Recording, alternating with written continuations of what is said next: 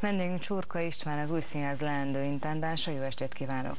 Tarlós István főpolgármester Dörner Györgyöt bízza meg februártól az Új Színház vezetésével, annak ellenére, hogy a szakmai zsűri 6-2 arányban a intézményt 13 éve vezető Márta István pályázatát ítélte jobbnak. A dologból elég nagy botrány van. Sokak szerint nincs itt másról szó, csak arról, hogy a szélső jobb is kapjon egy színházat. Erről mi a véleménye? Nevetségesnek tartom, és aljasnak. Ha felsorolná a neveket, akik ezt a tiltakozást leginkább exponálják, akkor mindenki derülne. Ez a SDS. És de bocsánat, színházigazgatók, színházi társulat, és aztán azok nem SDS-esek? Hát ezeket mind a Demszky éra nevezte ki. Ezek most vesztettek, veszteni nem szeretnek. Dehogy is. Hát, és azt se nézik meg, hogy miért is kaptuk.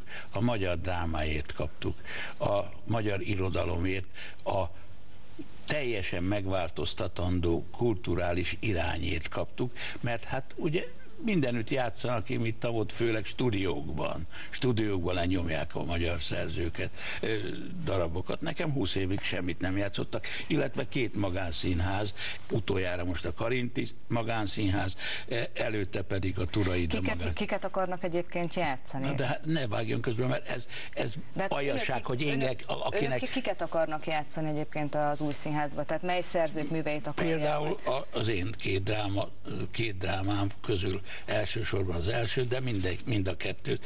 Posgai Zsolt, aki a fődramaturg, rendező, a legkitűnőbb szerző, magyar szerzőket, akik voltak, és akik a történelemben nagyok voltak, és akiket most fogunk felfedezni. Mert ezeket legfeljebb egy stúdióba belökik, és helyette játszanak mindenféle tingli-tangli New York-i darabokat. Hát minek? Mit mozdít az elő a magyar kultúrán? Kikkel szeretnének együtt dolgozni a színházban? Tehát a társulatot megtartják? A vezetőséggel nem, a társulattal igen, nagyon tehetséges színészekből állnak. Most próbálkoznak mindenféle tüntetés, uzítás, hogy őket elpártoltassák. Kérem szépen, aki akar, persze természetesen elmehet, de ismerjük a társulatot mindegyikkel. Természetesen. Eredetileg szerették volna átkeresztelni a színházat Hátország Színházra. Tarlós István főpolgármester már bejelentette, hogy nem járul hozzá, és nem lesz itt semmiféle átkeresztelés. Dörner György a név kapcsán azt, hogy miért szeretnék Hátország Színházzá átkeresztelni, azt írta a pályázatában, idézem, a Hátország a szociálliberális iga alatt nyugodó magyarságot jelképezi, az egész nemzet számára életbevágóan fontos visszafoglalási igényt jelent be. Konkrétan mit és kitől akarnak visszafoglalni? Ettől a bandától, amelyik most tiltakozik ellene, ettől a körtől, ettől a magyartalan társalattól, ettől az egész budapesti televénytől akarjuk, mert hát ugyanezt csinálja egyébként, akarja a kulturális politika. Szerint a teljes budapesti színházi életben nincsen most egyetlen egy olyan érték, én nem mondom, amely... Dehogy is, tegnap is voltam színházba, megnéztem Kristóf Ágota 2 egyfelvonásosát a Centrált Színházban. Kétűnő, új, gyönyörű, dehogy nincs, én ezt nem mondom.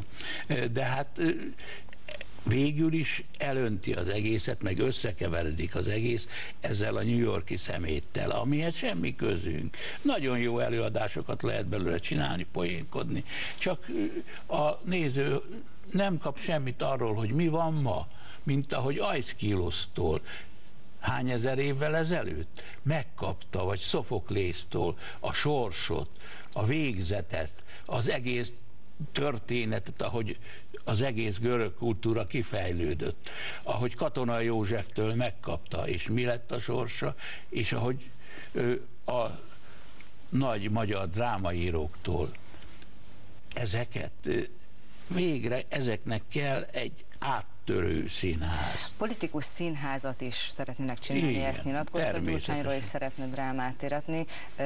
Önnek is játsszák majd darabjait, ön írja meg ezt a darabot majd? Ezt nem, ezt szeretném pályázatra bocsájtani fiatalabb kollégák között mindenben segítünk, feltárjuk. A privatizáció, hogy lett gazdag, hogy nősült ide, hogy milyen aljaságok révén szerezte még miniszterség előtt a vagyonát. De azt nem tartja egyébként aggályosnak, hogy tehát az, hogy mondjuk a művészvilág foglalkozik az tipikus, egy állatorvosi eset. De nem tartja azt sokkal korrektebbnek, hogyha minden politikai irányba ugyanolyan kritikai Nincs minden politikai irány, vannak bukott politikai irányok, amelyekre semmi szükség nincs. Ne áltassuk magunkat azzal, hogy ez úgy jó, ahogy most úgy látszik, hogy van egy többpártrendszer ezzel a három nyomorult párta. Mit akarnak ezek? Észreveszik azt, hogy micsoda támadásoknak van kitéve a világ, a magyarság, a Magyarország, Orbán Viktor most ebben a helyzetben, a bankok hogy csalnak, hogy nem fizetnek,